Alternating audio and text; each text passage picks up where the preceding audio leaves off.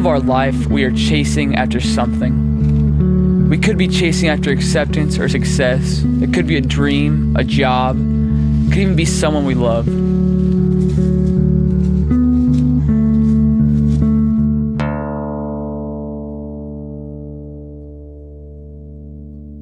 We are in a constant state of motion, persistently moving towards one thing and away from another. Most of those things that occupy our time aren't bad, but most of those chases won't matter in 10 days, much less 10 years. And the truth is, there are only a few worthwhile chases in life.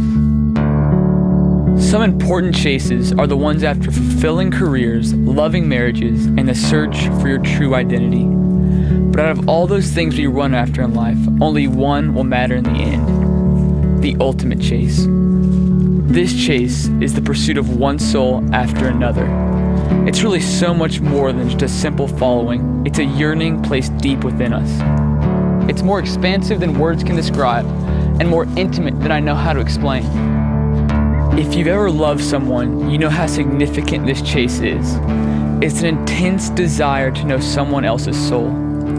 Everyone is on at least one of these chases in life, a relationship between spouses, siblings, or best friends.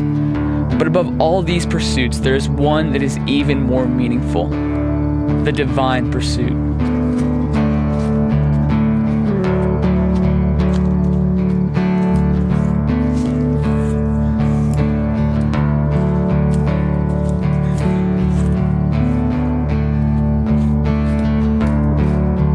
Maybe you can remember a time when you were searching for answers, looking for something that you couldn't totally explain or understand, but you knew whoever or whatever you were searching after was bigger than you, that it may have even been the one who made you.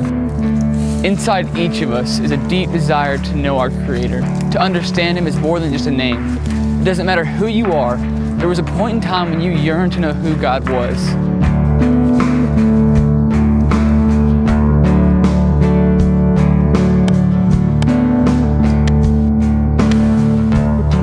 There was a time, but it was long ago. In fact, that chase you were on became more and more blurred, and somewhere along the line, you got distracted by everything else in life. You left that divine pursuit not out of contempt or ignorance. You simply got distracted and started chasing after other things. You may have left that chase so long ago that you've begun to wonder if what you felt was ever real. You ask yourself if it was anything more than an attempt to give your life some kind of meaning. We begin to feel like we're the only ones searching, like God gave up on us and left us to run through life alone. What we once saw as a divine pursuit, we now see as a feeble chase after an indifferent Creator who either left us long ago or was never there to begin with.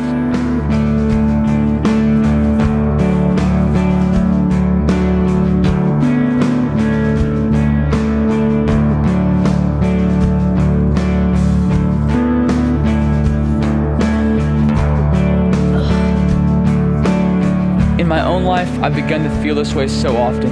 I doubt if what I believe is even real. I was feeling this way until one day when I picked up my Bible and read a story in Luke. Jesus told the story of a father and two sons you're probably familiar with. We call it the story of the prodigal son, but it's really the tale of a loving father. One of the sons demands his inheritance and runs as far away from the father as he can possibly go.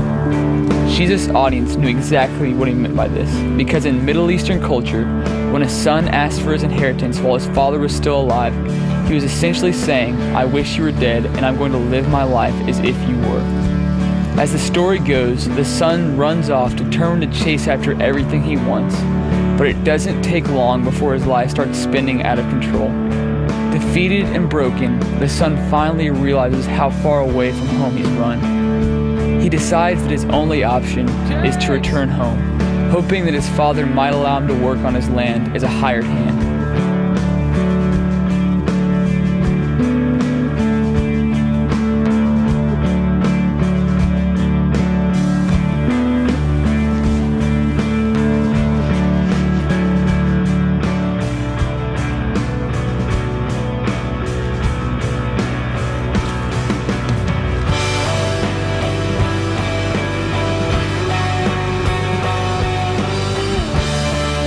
son begins his journey home, hoping his father won't completely disown him, hoping that he might still have a place at his table. My favorite verse in the Bible is when it says in Luke that while the son was still a long way off, the father saw him. His heart pounding, the father ran out, embraced him, and kissed him. The son started to speak, "Father, I've sinned before God, I've sinned against you. I don't deserve to be called your son." But the father wasn't listening. He was calling to the servants, "Quick, bring me a clean set of clothes and dress him. Put the family ring on his finger and sandals on his feet."